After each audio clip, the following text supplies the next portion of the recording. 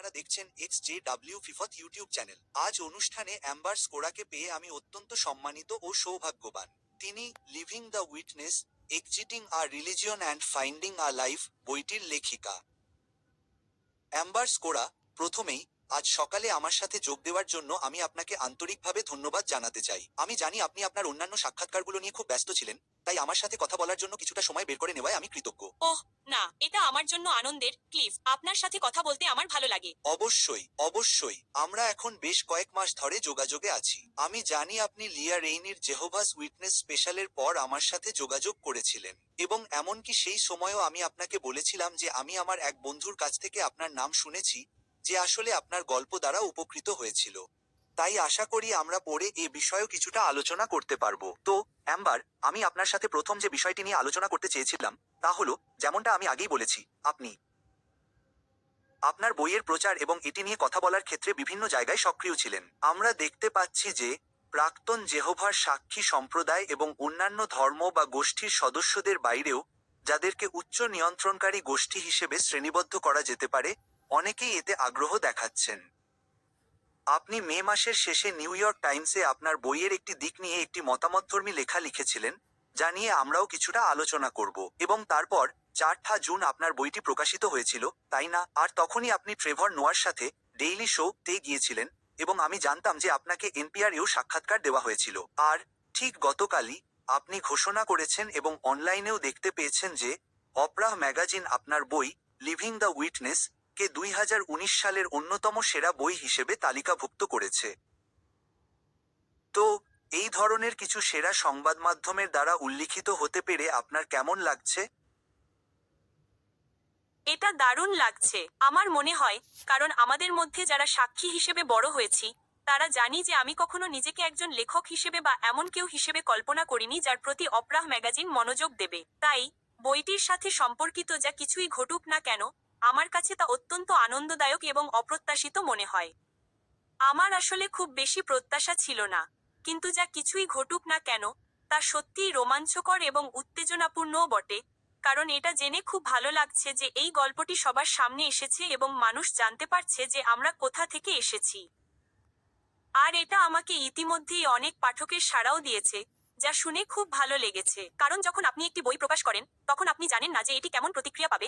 আপনার নিজের কাজের উপর আপনার কোনো ধারণাই থাকে না। তাই প্রত্যক্ষদর্শী, প্রাক্তন প্রত্যক্ষদর্শী এবং অপ্রত্যক্ষদর্শী উভয়ের কাছ থেকেই এটি সম্পর্কে শোনাটা বেশ মজার ছিল। আর সত্যি বলতে, একজন প্রত্যক্ষদর্শীর কাছ থেকেও শুনেছি। ঠিক।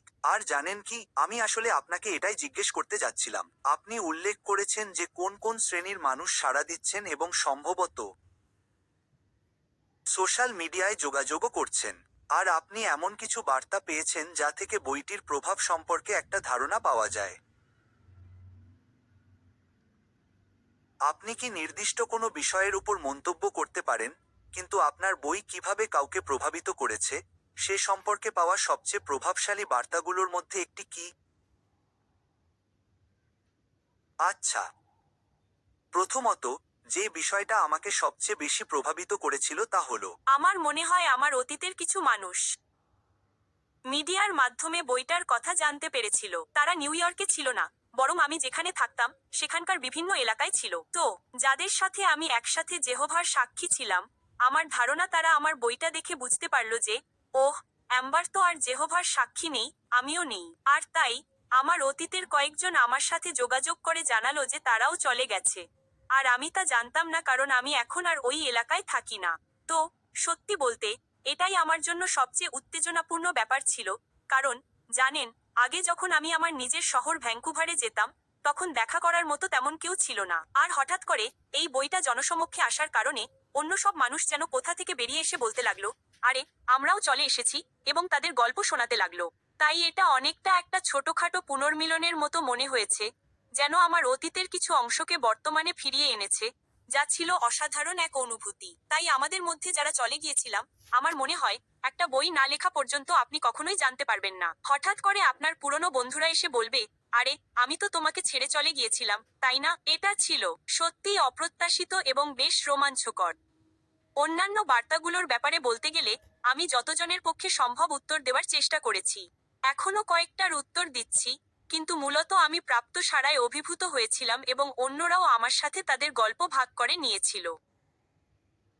এটা দেখা সত্যিই আবেগঘন ছিল যে শুধু আমাদের মধ্যে কতটা মিল ছিল তাই নয়, বরং এই অভিজ্ঞতা আমাদের কতটা বদলে দিয়েছে। এবং মূল বার্তাটি ছিল যে এত মানুষ বেরিয়ে আসতে পেরে খুব খুশি ছিল, যদিও এটি অনেক যন্ত্রণা এবং কষ্টের কারণ হয়েছিল। কিন্তু সার্বিকভাবে আমাদের মধ্যে কেউই, একজনও, এমনটা ভাবেনি যে বাইরের পরিস্থিতি খুব ভয়াবহ। বার্তাগুলোর মূলভাব সবসময়ই ছিল বেশ ইতিবাচক, যদিও মানুষের সংগ্রাম ছিল। সেই গল্পগুলো পড়তে সত্যিই খুব ভালো লাগে। আমি তা অবশ্যই কল্পনা করতে পারি, এবং আপনার বইতে তা খুব ভালোভাবে প্রতিফলিত হয়েছে, যেমনটা যে কেউ বইটি পড়েছে সেই সাক্ষ্য দেবে। আপনি অবশ্যই